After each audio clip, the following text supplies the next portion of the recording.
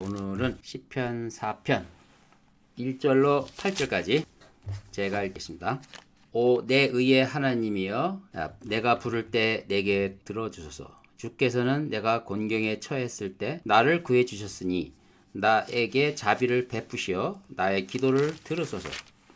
오 너희 사람의 아들들아, 너희가 언제까지 나의 영광을 수치로 바꾸겠느냐? 언제까지 헛된 것을 사랑하고 거짓을 찾아다니겠느냐? 셀라. 그러나 주께서 자기를 위하여 경건한 자를 따로 세우셨음을 알라. 주께서는 내가 부를 때 들으시리로다. 두려워하고 죄를 짓지 말라. 침상에서 심사숙고하고 잠잠할지어다. 셀라. 의의 희생제들을 드리고 주를 신뢰하라. 누가 우리에게 선을 보여주겠느냐? 고 말하는 사람들이 많사오니 주여, 주의 얼굴빛을 우리에게 들어주소서. 주께서 내 마음에 기쁨을 두셨으니 그들의 곡식과 포도주가 풍성했던 때보다 더 크니이다. 내가 평안 가운데 눕기도 하고 자기도 하리니 이는 주여 주만이 나를 안전한 가운데 거하게 하심이니이다. 아멘. 교회 안에 나르시시스트를 대하는 자세라는 제목으로 설교를 준비해 봤습니다. 나르시시스트는 자기를 너무 사랑한 나머지 겸손과는 거리가 먼 사람들입니다. 이게 나르시즘을 침범하는 자라는 뜻으로 나르시시스트라 하는데, 약해서 나르라고 하겠습니다. 나르. 기독교 근본 정신과 아주 배치되는 성격 장애라 할 수가 있습니다. 목사 중에 나르가 많다는 논문도 있습니다. 읽어본 적이 있는데, 그들은 목회를 해서는 안 되는 사람이 하는 것입니다. 이것은 엄연한 현실입니다. 그 이유를 살펴보면 이 약탈자형의 이 나르들은 에고이스트적 성향의 사람을 지배하려는 경향이 큽니다. 즉 아가페적, 무조건적 섬기는 사람들 속에 은닉해서 자기만의 왕국을 세우는데 교회만큼 좋은 데가 없기 때문입니다. 그리고 전혀 남을 의식하지 않고 사람들을 좌지우지할 수 있는 직업이면서 지능이 필요로 하는 직업에 이런 성격 장애들이 특히 많습니다. 주로 끝에 무슨 사자로 끝나는 직업에 유난히 많다는 것이 통계로 나와 있습니다. 자, 교회는 남을 지배하려는 이 목이 곧은 사람과 남을 섬기려고 하는 그 사람 둘로 확연히 구분이 됩니다. 그런데 교회가 영성이 높아지면 이런 아가페적 사랑 안에서 목이 곧은 사람들이 하나님의 사랑을 깨닫고 또 아가페적인 사람으로 변하게 됩니다. 근데 그 세력이 그 반대면 어떻게 될까요? 반대면 교회는 목이 곧은 사람들이 지배하게 됩니다. 이들은 약탈적 인간형입니다. 상대방을 탈취해서 폭력을 가해서 이익을 취하는 사람의 유형이라고 하는데, 약탈적 인간형이라고 하는데, 그래서 그들은 당연히 아가페적인 사람들을 괴롭힙니다. 이것이 오늘날 교회 안에서 일어나는 모든 갈등의 원인인 것입니다. 이런 두 진영 사이의 갈등은 비단 오늘날에만 있는 것이 아닙니다. 이것은 어느 시대에 있었습니다. 본문 말씀은 시편 4편 다윗이 쓴 시죠. 이 본문은 목이 곧은 사람들에 대해서 시달리는 선량한 사람들의 하나님을 향한 탄원의 시입니다. 이 시의 직접적인 주인공은 물론 다윗입니다. 다윗은 아가페적 사람이죠. 은혜를 아는 사람이라는 뜻입니다. 청년 시절에는 사울과 같은 목이 곧은 사람에 의해서 시달렸고, 그가 왕권을 잡았을 때는 그의 아주 충신들이지만 신복인 수르야의 아들들로 인해서 괴롭힘을 많이 당했습니다. 수르야는 다윗의 누이입니다. 그러니까 아들이니까 결국 조카들이죠. 근데 개국 공신들이며 훌륭한 장군들인데 이 수르야의 아들들도 나르였습니다. 오늘 1절 요지는요, 하나님의 자녀들이 고난당했을 때 하나님께 호소하면 들어주시고 그 어려움에서 건져주신다는 다윗의 체험적 신앙 고백입니다. 오 내 의의 하나님이여, 내가 부를 때 내게 들어주소서. 주께서는 내가 곤경에 처했을 때 나를 구해주셨으니 나에게 자비를 베푸시어 나의 기도를 들으소서. 그래서 이 나르들을 우리는 종종 만나는데 그럴 때마다 다윗처럼 낙심하지 말고 하나님만을 의지할 것을 권면하는 것입니다. 만약 혹 누가 부모가 나르이면 그건 해줄 수가 없겠죠. 더욱 그 시련을 견딜 수 있도록 하나님께 하라는 것이죠. 또 교회 안에 나르가 있다면 먼저 그들의 정체를 바로 알고 또 성경은 이에 대해서 어떤 가르침을 주는지를 우선 알아야 합니다. 그렇지 않다면 그들에게 휘둘려서 아주 어려움을 당하게 되는 거죠. 2절을 보겠습니다. 오 너희 사람의 아들들아 너희가 언제까지 나의 영광을 수치로 바꾸겠느냐 언제까지 헛된 것을 사랑하고 거짓을 찾아다니겠느냐 셀라. 너희 사람의 아들들아 다윗을 괴롭히는 목이 곧은 자들을 향하는 말입니다. 다윗은 그들에게 시달림을 받았지만 결코 그들의 포로가 되지 않았습니다. 그들의 잘못을 분명히 지적하는 모습을 보여주고 있습니다. 이 나르들은 자기가 항상 옳다고 생각하기 때문에 하나님의 말씀으로 지적해 주는 것이 매우 필요합니다. 그들에게 건강한 수치심을 유발하는 것이죠. 성경으로 지적을 한다는 건 일단 지적받으니까 수치를 느끼잖아요. 하나님의 말씀이기 때문에 옳은 대로 인도하고자 하는 것이 있기 때문에 건강한 수치심입니다.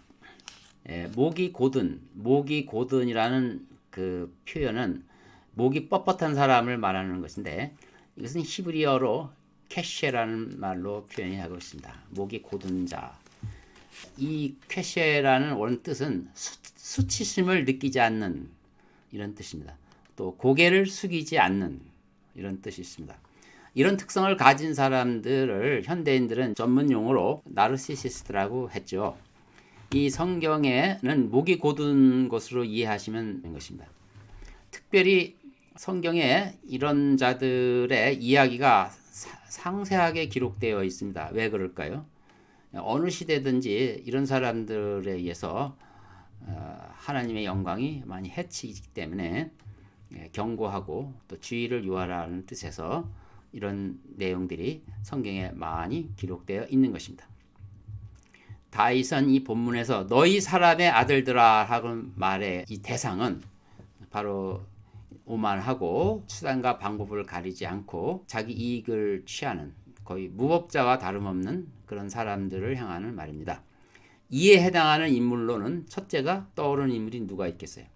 사울이죠. 사울왕. 사울왕의 전형적인 나르시시스트입니다. 사울은 자기에게 충성을 다 바치는 다윗을 죽이려고 혈안이 되었습니다. 그러니까 믿지를 못해요. 편집증적 나르시시스트죠. 이 사람의 마음에는 상대에 대한 연민은 손톱만큼도 없어요. 오직 자기만을 생각합니다. 그래서 그 은혜, 하나님의 은혜가 그 사람의 마음 속에 들어갈 여지가 없는 겁니다. 사울은 항상 창을 지니고 회의를 주재하는데 바로 벽에 창을 설치해 놓고 회의를 주재해요. 그러니 뭐 그 사람 앞에서 누가 그 직고를 하겠습니까? 감히. 마음에 안 들면 창을 들고 던져버릴 텐데. 이렇게 자기중심적인 사람이었습니다. 심지어는 자기의 말을 안 듣는다는 이유로 아들까지 창을 던져서 벽에 박으려고 했었습니다. 그는 자신이 이스라엘의 왕이라는 신분을 아주 자주 잃어버립니다. 나의 영광은 곧 하나님의 영광이라는, 즉 이스라엘 왕이라 하면 하나님과 이미 연계되어 있지 않습니까? 나라를 잘 다스리면 하나님의 영광과 연결이 되었는데 그걸 자주 잊어버리고 하나님의 영광과 연결을 무시켜요. 이 나루들은 오로지 자기 영광만을 위해서 사는 자들입니다. 다윗 생애 중에서 그를 괴롭힌 또 다른 나루들이 있었는데 말씀드린 것처럼 조카들입니다.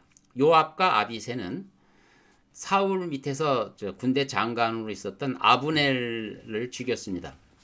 본래 아브넬은 사울이 죽자 그 나머지 잔병들을 데리고 사울 왕의 대통을 이으려고 이제 사울 군대를 거느렸었는데 상황을 보더니 이제 다윗에게 가야 되겠다. 그래서 이스라엘 10지파를 다윗에게 바치고 이제 통일을 이루게 하려고 다윗에게 간 거예요. 다윗은 뭐 전부 품고 하나 되게 하는 아가페적인 사람이니까 흔쾌히 받아들이고 아주 잔치까지 베풀어 줬습니다.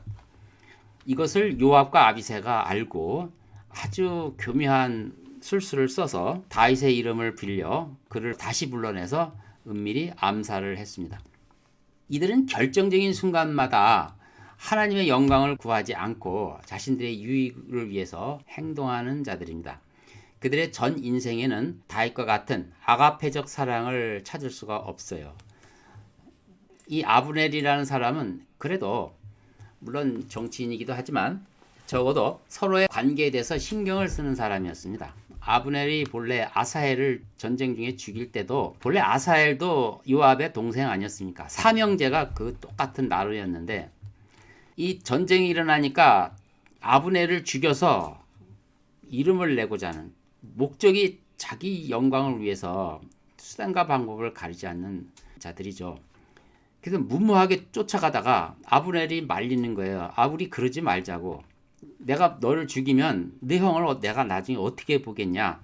그래서 적당히 하라. 그런데 이제 말을 안 듣다가 죽었죠. 아사엘이 그때 죽었어요. 이처럼 아브넬은 그래도 요압과의 관계를 신경을 쓰는 사람 아닙니까? 보통 사람이죠.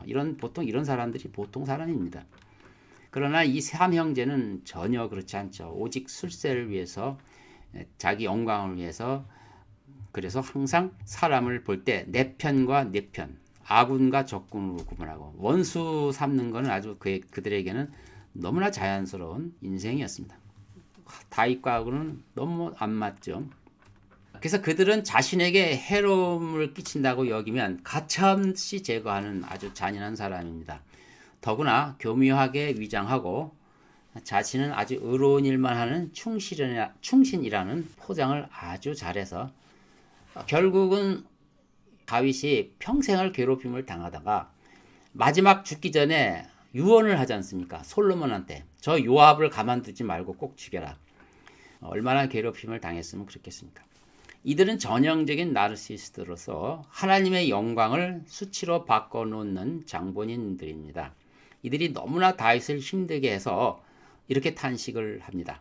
사무엘하 3장 39절에 내가 비록 기름 부음 받은 왕이나 오늘날 나는 약하도다. 수르야의 아들들인 이 사람들이 내게 너무 어려우니 주께서 악을 행한 자에게 그의 악에 따라 갚아주시리라. 오죽하면 이런 고백을 하겠습니까? 나르에 대해서 다윗도 거의 이제 설득하는 것을 포기한 듯합니다.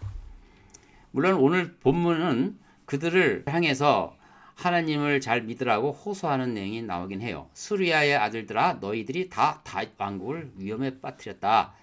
너는 내 이름을 팔아 나를 수치스럽게 했고 그 하나님의 영광을 더럽혔다. 그렇게 이제 지적을 분명히 하고요. 또 호소를 합니다. 제발 화가 나도 죄를 짓지 말고 이렇게 하나님의 그 평안을 가운데 교제를 하라는 얘기죠. 그리고 어떻게 하나님과 평안을 누리는지에 대해서 자기 경험을 얘기를 합니다. 주 안에서 평안을 누리라. 주님은 우리가 신뢰할 만한 분이다 라고 이제 고백을 하는 거죠. 오늘날도 교회에서 혼 가정에서 나르시스트들에게 괴로움을 당하는 자들은 다윗이 당한 것처럼 힘들 것입니다. 그렇지만 다윗은 어떻게 했다고요? 기도로 이겼어요. 기도로 이겼고 아름다운 시편을 만들었습니다. 정말 그 다윗이 하는 이 기도가 절로 나올 수 있을 것입니다. 하나님에 대한 신뢰를 놓지 않는 것. 이것이 그 막강한 나르시스트, 아주 지혜로운 나르시스트를 이길 수 있는 첫 단추다 이렇게 생각하십시오. 이런 완고한 생각은 늘 거짓을 구합니다. 이 목이 곧은 나르시스트들은 스스로에 대한 거짓된 진실을 믿고 이것을 밀어붙이는 사람이죠. 바울도 회심하기 전에는 나르시시스였습니다. 그는 다른 명분으로 사람을 죽이는 것을 아주 정당하게 여겼죠. 이를 성경에서는 확신의 죄라고 합니다. 확신의 죄. 자기가 확신한 바가 너무 크면 뭐 좋은데 그것을 상대에게 해를 입히는 행위까지로 가는 거죠. 로마 카톨릭도 확신적 죄를 져서 자기를 반대하는 많은 사람들을 신앙인들을 죽였죠. 특히 이제 교황과 그들이 이제 이런 확신적 죄를 갖고 있는 거죠.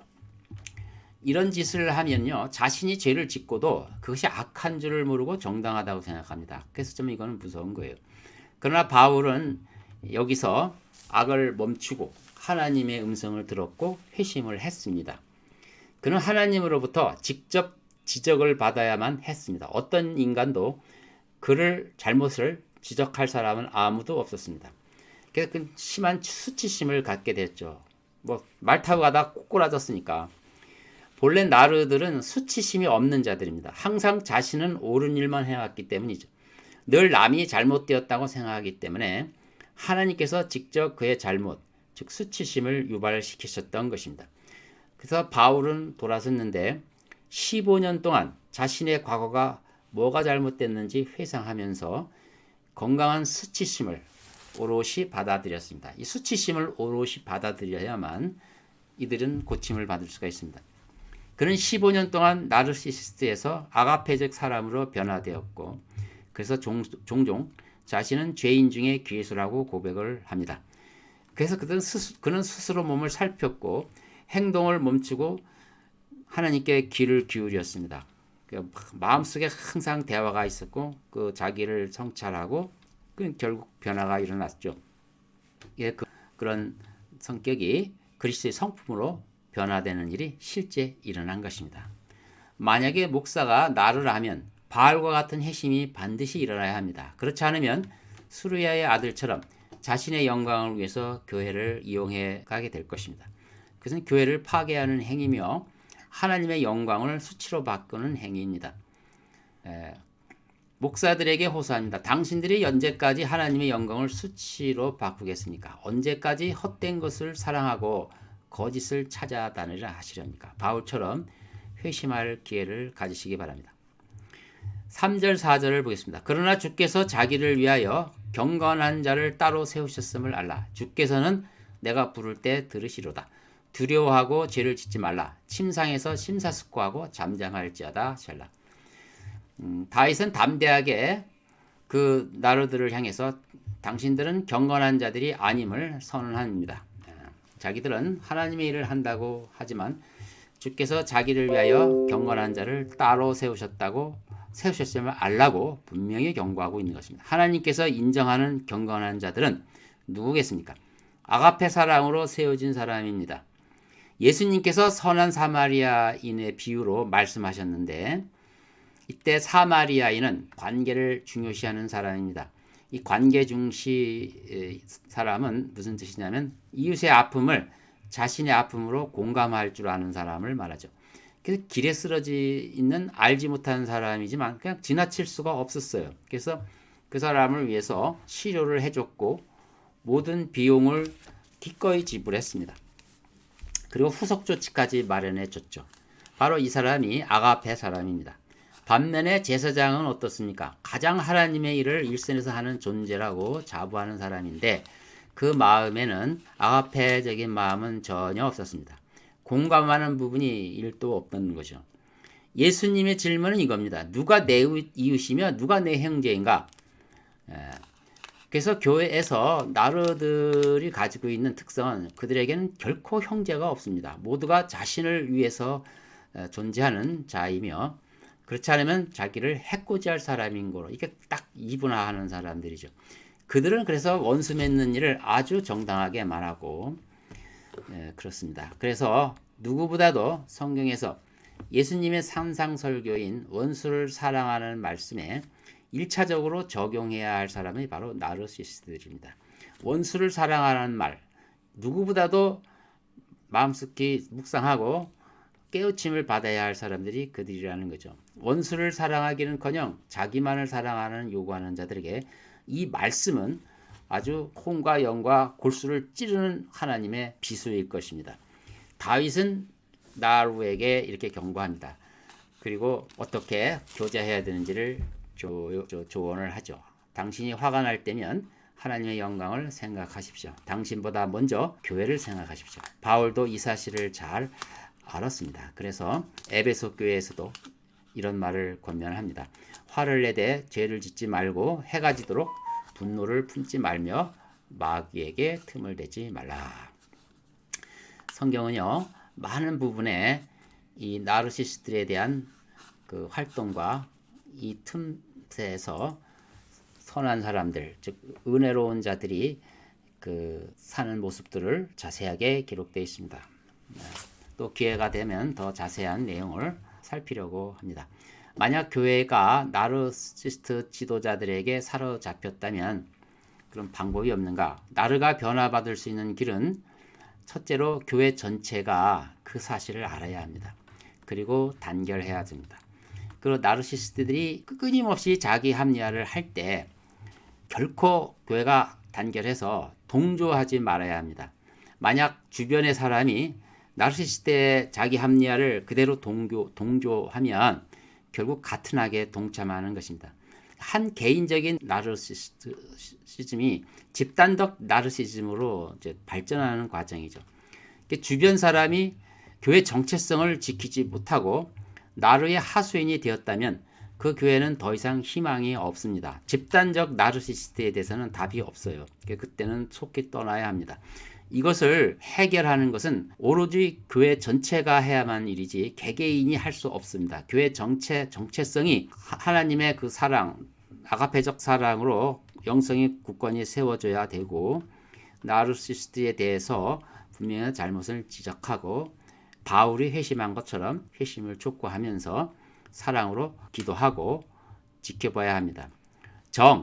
지적을 못한다면 그 편에 서지는 말아야죠. 그를 변호하지는 말하고 차라리 침묵을 지키는 게 낫죠. 도리어 변호하고 하수인 노릇을 하게 되면 결국 이 교회는 집단적 나르시스트로 바뀌는 겁니다. 그러면 하나님의 영광은 거기서 있을 수가 없죠. 자, 이것은 좀 우울한 얘기인데 생각보다 많은 교회가 이로 인해서 고통을 당합니다. 이건 현실적인 문제이기 때문에 오늘 기도 시간이지만 비록 잠깐 말씀을 드렸습니다. 그리고 우리 자신에게도 이것이 교훈이 됩니다. 비록 악성은 아니지만 우리도 스스로 자기중심적 성향이 어느 정도 가지고 있거든요. 그래서 늘 성경은 사랑으로 품으라고 하는지만 왠지 모르게 사랑하기보다는 남을 미워하는 마음이 더 앞선단 말입니다. 이것은 자기도 나르시스적 성향이 어느 정도 있다는 얘기예요. 성경은 분명히 이거에 대해서 경고를 했습니다. 이것은 안 좋은 것이고 거짓을 말하는 것이고 나의 영광을 너희가 언제까지 수치로 바꾸려고 계속 그러느냐 하고 하나님이 말하시는 거예요. 그래서 이 사랑으로 품어야 되는 것입니다. 하나님의 사랑을 받았으면 당연히 남을 사랑해야 되는데 왜 자꾸 남을 미워하는 마음이 앞서냐는요. 바울이 15년 동안 어떻게 했을까요? 자기 마음을 살피고 마음 안에서 하나님이 교제하시거든요. 마음을 살피는 것이 곧 하나님과 교제하는 겁니다. 그리고 자신을 이렇게 성찰하니까 하나님이 치료해 주시는 거죠. 이 자기 마음은 늘 타치하지 않고 계속 외적인 것만 바라고 외부 사람들에게만 요구하고 외적인 환경이 바뀌어지기를 바라는데 그것은 있을 수 없습니다. 하나님의 사랑으로 고침받는 것 외에는 더 이상 없습니다. 오늘 누구 하나를 지적하려고 하는 게 아니고 사실 이러한 자기중심적 성향은 전반적으로 현대인에게 팽배해 있습니다. 그래서 교회가 힘을 쓸 수가 없는 거죠. 각자가 자기중심적 성향을 기도로 바울의 기도처럼 해결하는 이런 여러분이 되시기 바랍니다. 기도합시다. 하나님 아버지 참으로 감사합니다.